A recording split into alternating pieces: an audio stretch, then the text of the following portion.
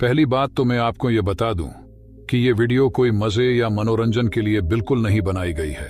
इस वीडियो का उद्देश्य केवल आपके गंदे विचार तथा आपको गंदी क्रियाएं करने से आपको रोकेगी और आपका सही मार्गदर्शन करेगी।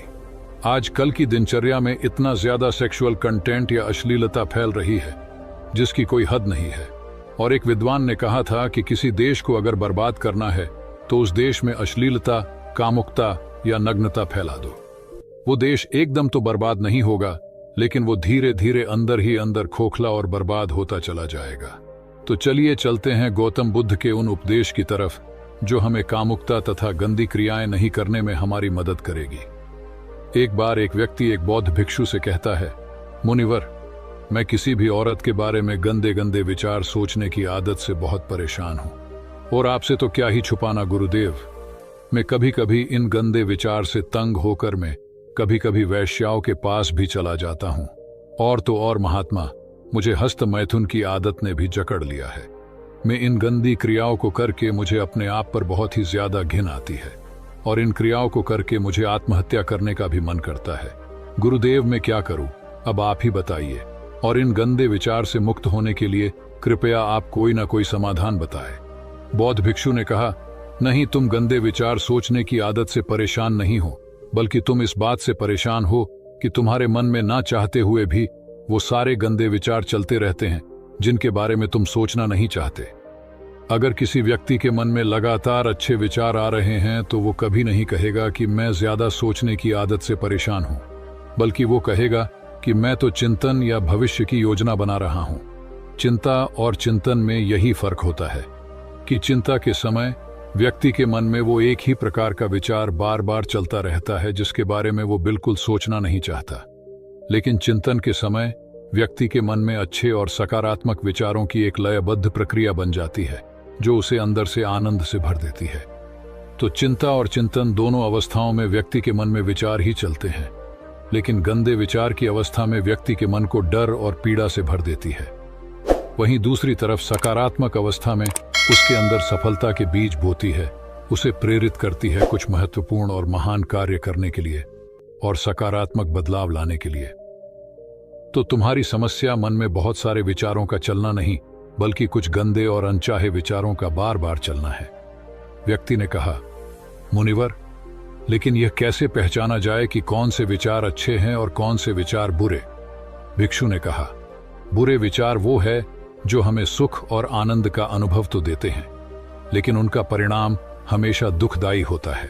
और अच्छे विचार वो है जो हमारे अंदर बदलाव लाएं, हमें प्रेरित करें अपनी परिस्थितियां बदलने के लिए और सफलता तथा लक्ष्य पाने के लिए। हालांकि शुरुआत में अच्छे विचारों पर काबू करना मुश्किल होता है, लेकिन उनका परिणाम हमेशा सुखद ही होता है। उदाहरण के लिए मन में एक विचार आ सकता है कि चोरी कर लेता हूं, जल्दी अमीर बन जाऊंगा। शुरुआत में तो ये विचार सुखद लग सकता है, लेकिन इस विचार के कार्य का परिणाम कितना बुरा हो सकता है ये हम सोच भी नहीं सकते। दूसरा विचार हो सकता है कि मैं खुद के शरीर को स्वस्थ और निरोगी रखने के लिए व्यायाम और प्राणायाम को अपने जीवन का हिस्सा बनाऊंगा। अब इस विचार को वास्तविक बनाने के लिए तुम्हें कर्म तो करना ही पड़ेगा, क्योंकि बिना कर्म किए अच्छा से अच्छा विचार भी किसी काम का नहीं होता है। अब समझने वाली बात यह है कि लगातार अपना कर्म करने से हमें सुख और आनंद मिले ना मिले, लेकिन कर्म न करने से होने वाली पीड़ा, पश्चाताप और दुख से हम नहीं बच सकते हैं। बौद्ध भिक्षु ने आगे कहा, आज मैं तुम्हें गौतम बुद्ध की शिक्षाओं और उनके जीवन से 5 ऐसी बातें बताने जा रहा हूं जिनका पालन करके तुम अपने गंदे विचारों को शुद्ध रख सकते हो, अपने मन को शांत और निर्मल रख सकते हो। भिक्षु ने कहना शुरू किया, पहली बात, अपने शरीर को हमेशा साफ सुथरा रखें। हमारे शरीर और मन के बीच एक गहरा संबंध होता है। हम अपने शरीर को जैसा रखेंगे, हमारे विचार भी वैसे ही होते चले जाएंगे। शरीर को साफ सुथरा रखना भी एक विशेष आदत है जो हमें सैकड़ों की भीड़ में भी दूसरों से अलग बनाता है। सिर के बाल से लेकर पैर के नाखून तक हमारा शरीर एकदम साफ रहना चाहिए। उसमें से सुगंध आनी चाहिए, और अगर सुगंध नहीं आ रही तो कम से कम बदबू तो नहीं आनी चाहिए, क्योंकि कचरे के ढेर में कचरा ही फेंका जाता है, फूल नहीं। इसीलिए अगर आप अपने बाहरी शरीर को बुरी तरह अस्त व्यस्त और गंदा रखेंगे तो हमारे अंदर विचार भी गंदे ही आएंगे। और अगर बाहरी शरीर को आकर्षक और साफ सुथरा रखेंगे तो विचार भी अच्छे ही आएंगे। यानी ऐसा भोजन जो सीधे प्रकृति से प्राप्त होता है, क्योंकि उसमें जीवन होता है, क्योंकि ऐसा भोजन आसानी से पच भी जाता है और शरीर में किसी प्रकार की गंदगी भी जमा नहीं करता और उसमें ऊर्जा भी अधिक होती है। दूसरी बात, भोजन को हमेशा उचित मात्रा में ही लेना चाहिए। चाहे भोजन कितना ही स्वादिष्ट और मजेदार क्यों ना हो, लेकिन कभी भी अधिक मात्रा में भोजन नहीं करना चाहिए, क्योंकि तुम अधिक मात्रा में भोजन करोगे तो तुम्हें आलस्य और अत्यधिक नींद आएगी और तुम्हारा मन कार्य करने में नहीं लगेगा। क्योंकि महात्मा बुद्ध ने कहा है कि अच्छी चीज की अति भी बुरा ही परिणाम देती है। भोजन उतना ही करो कि जब तुम भोजन करके उठो तो तुम्हारे अंदर भोजन करने की थोड़ी सी भूख शेष रहनी चाहिए। अगर तुम ऐसा नियम बना लेते हो कि मैं जब भी भोजन करूंगा तो अपनी भूख से थोड़ा सा कम खाऊंगा, तो तुम्हारे शरीर में अधिक भोजन खाने से होने वाली सारी बीमारियां जड़ से खत्म हो जाएंगी।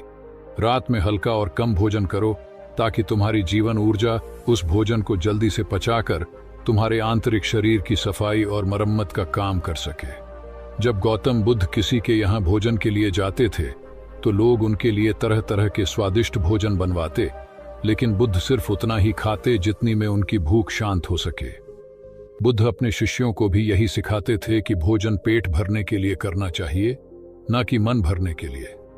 यहाँ समझने वाली एक बात और भी है कि अगर तुम स्वादिष्ट भोजन करने के शौकीन हो तो तुम्हें उसे एकदम छोड़ना नहीं है, बस उसकी मात्रा को सम्यक कर देना है।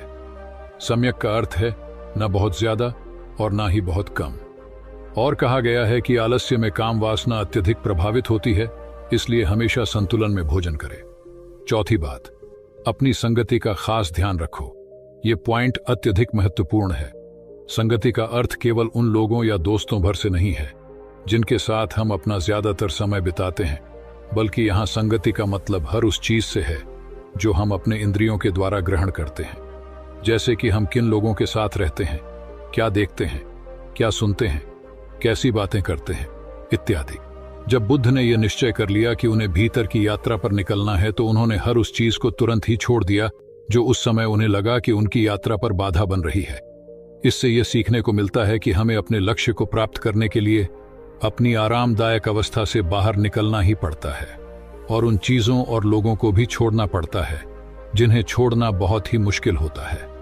जब सिद्धार्थ बुद्ध नहीं बने थे और अपने प्रश्नों की खोज में थे तो बहुत से राजाओं और नगर सेठों ने उन्हें निमंत्रण दिया कि वो उनके महल में आकर अपनी ध्यान साधना करें। उन्हें वहां कोई परेशान नहीं करेगा। गर्मी, सर्दी, बरसात तीनों से बचने की पूरी व्यवस्था की जाएगी। लेकिन सिद्धार्थ ने उन सबको मना कर दिया क्योंकि वो जानते थे कि उनकी यात्रा भीतर की है और वो किसी ऐसे व्यक्ति की संगति करके अपनी यात्रा पूरी नहीं कर सकते थे जो बाहर की यात्रा में ही व्यस्त हो। वो सारे सम्राट, राजा और नगर सेठ बाहरी दुनिया में ही विलीन थे। फिर उनकी संगत करने का क्या अर्थ? इस घटना से सीखने वाली बात यह है कि हमें ऐसे इंसान की संगति नहीं करनी चाहिए जो हमारे लक्ष्य की प्राप्ति में बाधा बने, फिर चाहे वो व्यक्ति कितना ही शक्तिशाली, धनवान और बुद्धिमान ही क्यों ना हो। आगे चलकर सिद्धार्थ ने अपने गुरुओं को भी छोड़ा जब उन्हें यह लगने लगा कि उनकी संगति उनकी यात्रा में बाधा बन रही है। यहाँ एक और बात सीखने वाली यह है कि यह जरूरी नहीं कि कल जो संगति हमारे लिए अच्छी थी वो आज भी हमारे लिए अच्छी ही है। समय और लक्ष्य के अनुसार संगति को बदलना आवश्यक हो जाता है। अपने प्रश्नों के उत्तर खोजने की यात्रा के दौरान सिद्धार्थ का ज्यादातर समय केवल उन लोगों के साथ ही बीता जो उनकी इस यात्रा में उनके सहायक रहे। भिक्षु ने आगे कहा, पांचवी बात, जो भी सीखा है उसे अपने अभ्यास में लाओ। तुमने ध्यान साधना के बारे में सुन लिया, लेकिन अगर तुमने उसे अपने जीवन में उतारा नहीं, यानी ध्यान किया ही नहीं, तो फिर सुनने का क्या लाभ? अच्छा, देखने और सुनने के बाद भी लोगों की जिंदगी में बदलाव न आने का यही एकमात्र कारण है कि लोग अच्छा देखते और सुनते तो है, लेकिन वह उसे अपने जीवन में अनुसरण या अपनाते नहीं है और फिर शिकायत करते रहते हैं कि जिंदगी में बदलाव नहीं आ रहा। इसीलिए जो भी अच्छी संगति में सीखा है उसे अपनी जिंदगी में उतारो भी। गौतम बुद्ध की है सबसे बड़ी खासियत थी कि अपने ज्ञान की खोज के दौरान उनके गुरु उन्हें जो भी सिखाते वो तुरंत ही उस पर काम करना शुरू कर देते। वो कभी भी आज का काम कल पर नहीं टालते थे। इससे उन्हें तुरंत ही यह पता चल जाता कि कौन सी चीज काम की है और कौन सी नहीं। इसलिए जो भी अच्छा सीखा है उसे अपने दैनिक जीवन में लाओ। एक बात और, कुछ लोग काम वासना के विचार को गलत समझते हैं, लेकिन काम वासना का विचार आना गलत नहीं है जब तक कि तुम उसे अति में न सोचने लगो। मन में काम वासना का विचार उठना उतना ही स्वाभाविक है जितना भूख लगने पर भोजन का विचार उठना। इसीलिए काम वासना के विचार को गलत मत समझो। इंसानी जीवन को आगे बढ़ाने के लिए इस विचार का उठना बेहद जरूरी है। सबसे पहले तो तुम ये निश्चित करो कि तुम एक काम वासना में विलीन होना है या इससे ऊपर उठना है। अगर विलीन होना है तो पूरे होश के साथ विलीन हो, इसे पूरा अनुभव करो। फिर इसके बारे में मन में किसी प्रकार की पश्चाताप का भाव मत रखना, क्योंकि यह कोई पाप नहीं है। और अगर तुम्हारा लक्ष्य इससे ऊपर उठना है तो फिर सीखो कि कैसे काम वासना से ऊपर उठा जा सकता है। एक सुगंध अंदर की भी होती है जो कि सकारात्मक विचार और शांत मन के होने से आती है। यह सुगंध हर उस व्यक्ति के शरीर से आती है जो अंदर से शांत हो चुका है।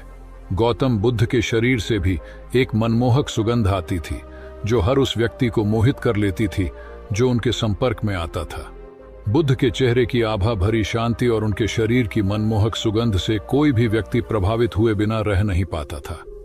दूसरी बात, अपने शरीर के अंदर की गंदगी को बाहर निकालो, यानी अपने शरीर को अंदर से साफ करो, और यह संभव है शारीरिक तप के माध्यम से। शारीरिक तप से मतलब है कि हर रोज व्यायाम करना और समय समय पर उपवास रखना। ये दोनों ही काम हमारे शरीर में जमा गंदगी और चर्बी को बाहर निकाल शरीर को भीतर से साफ कर देते हैं। और जब शरीर अंदर से साफ और स्वच्छ होगा तो मन में शरीर को लेकर उठने वाले नकारात्मक और गंदे विचार खत्म हो जाएंगे और उनकी जगह अच्छे व स्वस्थ विचार जन्म लेंगे। अब देखते हैं कि गौतम बुद्ध शरीर को स्वस्थ रखने के लिए शारीरिक व्यायाम कैसे करते थे। बुद्ध को बड़े बड़े नगर के सेठ और राजा महाराजा अपने यहाँ भोजन पर आमंत्रित करते थे और वो बुद्ध को महल तक लाने के लिए अच्छे से अच्छे रथ और घोड़ा गाड़ी भी भेजते थे। लेकिन बुद्ध कभी भी रथ या घोड़ा गाड़ी पर नहीं चढ़ते थे, वो हमेशा पैदल ही जाते थे, फिर चाहे यात्रा कितनी ही लंबी क्यों ना हो। बुद्ध कहा करते थे कि ये शरीर बना ही परिश्रम करने के लिए है। लोग परिश्रम ना करके अपने शरीर को कमजोर, असाध्य और रोगी बना रहे हैं। पैदल चलने से शरीर को कष्ट होता है और शरीर को जितना कष्ट होता है शरीर उतनी ही अच्छी अवस्था में रहता है। दोस्तों, एक्सपर्ट का मानना है कि फिट रहने के लिए रोज जिम में 1-2 घंटे मेहनत करके पसीना बहाना जरूरी नहीं है, बल्कि इसकी जगह अगर आप हर रोज सिर्फ 10,000 कदम चलते हैं तो यह आपके शरीर के लिए एक कंप्लीट एक्सरसाइज का काम करता है। रोजाना 10,000 कदम चलने से न केवल आपका वजन कम हो सकता है, बल्कि आप कई बीमारियों से छुटकारा पा सकते हैं। एक नॉर्मल इंसान जिसका अधिकतर समय ऑफिस में अपने कैबिन के कुर्सी पर गुजरता है, उसे एक दिन में 10,000 कदम चलना शायद उसके लिए नामुमकिन सी बात लगे, लेकिन वह सुबह उठ के दंड बैठक और पुशअप्स या योगा कर ही सकता है, जिससे वह हमेशा निरोगी और ऊर्जावान रहेगा, जिससे उसे कार्य करने में भी मन लगेगा। तीसरी बात, उचित और सम्यक आहार जैसा इंसान का आहार होता है वैसे ही उसके विचार हो जाते हैं। इसीलिए व्यक्ति को कभी भी गलत भोजन जैसे मैगी, बर्गर, पिज्जा, पकौड़ी, चाउमीन इत्यादि भोजन रोज की दिनचर्या में ज्यादा शामिल नहीं करना चाहिए, क्योंकि इनमें अत्यधिक मात्रा में मैदा और शुगर पाई जाती है जो मानव शरीर के लिए हानिकारक है। तथा व्यक्ति को मृत भोजन भी नहीं करना चाहिए। उसे अपने भोजन में ज्यादा से ज्यादा जीवित वस्तु को शामिल करनी चाहिए। अगर तुम इन 5 बातों को अपने जीवन में उतार लेते हो तो तुम्हारे दिमाग में अच्छे विचारों का एक चक्र बन जाएगा। फिर चाहकर भी तुम्हारे दिमाग में बुरे विचार नहीं आएंगे जब तक कि तुम इन आदतों को दोबारा से छोड़ ना दो। बौद्ध भिक्षु के मुंह से ये सारी बातें सुनकर उस व्यक्ति को अपने प्रश्नों का उत्तर मिल चुका था। उसने बौद्ध भिक्षु का धन्यवाद किया और वहां से चला गया। दोस्तों, मुझे पूरा भरोसा है कि आपको इस वीडियो से